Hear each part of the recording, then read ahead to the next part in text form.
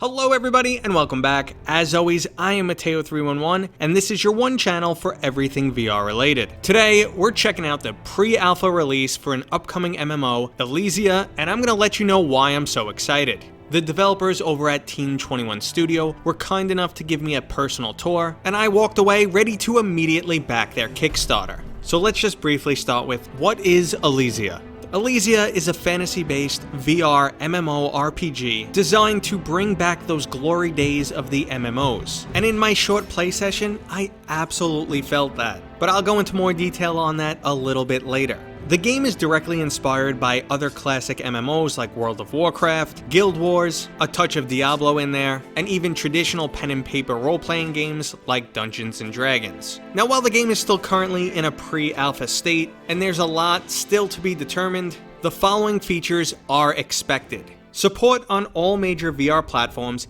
including the PlayStation VR, the Oculus Quest, and PC VR. A physics-based combat system similar to something we've seen in games like Carnage Chronicles or Vanishing Realms. Gesture-based spellcasting, a leveling system that allows players to progress in any way they want at any time. They're looking to avoid class-based systems, allow jack-of-all-trade characters, and even plan to have non-combat classes where people can pick up trade skills or become an explorer. There's also plans for fully voice-acted dialogue and narration, and they want the overall storyline to be much more than some throwaway excuse to throw fantasy characters in a world together and make them battle creatures. This is clearly evident in their Kickstarter video, where they go into great detail explaining the world that you would be entering into. It's a unique new take where humanity is the invader rather than the dominant force in a fantasy setting, and I'm curious to see how it plays out in things like race relations throughout the game. Now, the majority of these items are not new to the MMO genre itself, but it would be the first of its kind in VR. Now, speaking of first of its kind, I've been playing MMOs for nearly 30 years. 30 years may sound like a stretch to you, but I am including some original precursors like the Neverwinter game that was available on AOL. This released in 1991, and it was basically the first time you can play online with people in a role-playing game with a graphical interface.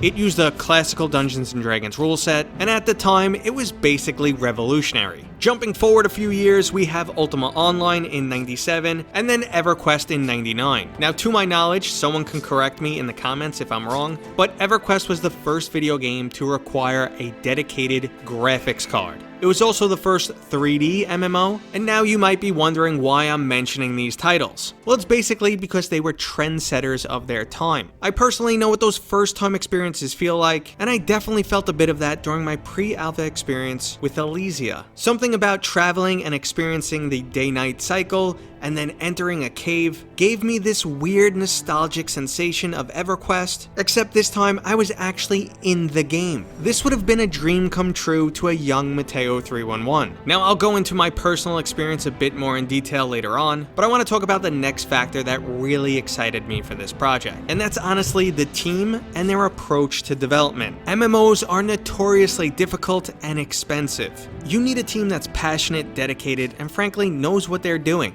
Now, the team clearly expressed all three of those characteristics, but beyond that, there's this truly unique openness regarding their project. Throughout the tour, no questions were off limits. I never received your traditional political responses that don't really answer the question, and the team was very humble and acknowledged all their shortcomings. They are developing in the open, letting people actively see their project, constantly communicating with their community, and quite frankly, surviving off the generosity of that community. It's a really refreshing approach, and it was really nice to just converse with the team. We spent a lot of time discussing our love-hate for other classical MMOs, specifically on items like the grind and being pigeonholed into classes, and how in an MMO you still have to make players feel rewarded for spending time doing things like socializing and just hanging out or exploring. Now, when it comes to development, I also felt that they were extremely competent. They frequently discussed that throughout the development process, they looked at how things were historically done and modeled their development in a similar fashion, avoiding the common mistakes that other development studios have made in the past. One example would be not working on all the races races at the same time, but rather perfecting one, then using it as a starting template to move on to the other races. When it comes to performance, their approach is develop for the Oculus Quest, make sure that's perfect, and then scale up from there. And while there's currently little optimization, the Oculus Quest experience is still pretty impressive. You have a lot of huge and beautiful open worlds, and all the environments I experienced were vastly different. From traditional woods and caves, to rolling hills, to a tranquil beachfront, and even a rainforest, ancient Mayan civilization type environment. Now graphically, the game is reminiscent of World of Warcraft, or more specifically the South Park episode Make Love Not Warcraft, but they mention they're pivoting a bit to give it a little bit more of an Overwatch style of artwork. I'm just hoping it doesn't end up going too far steampunk or sci-fi. Now I also found out that you're required to grab one of these hang gliding flowers, jump off a hill, and announce,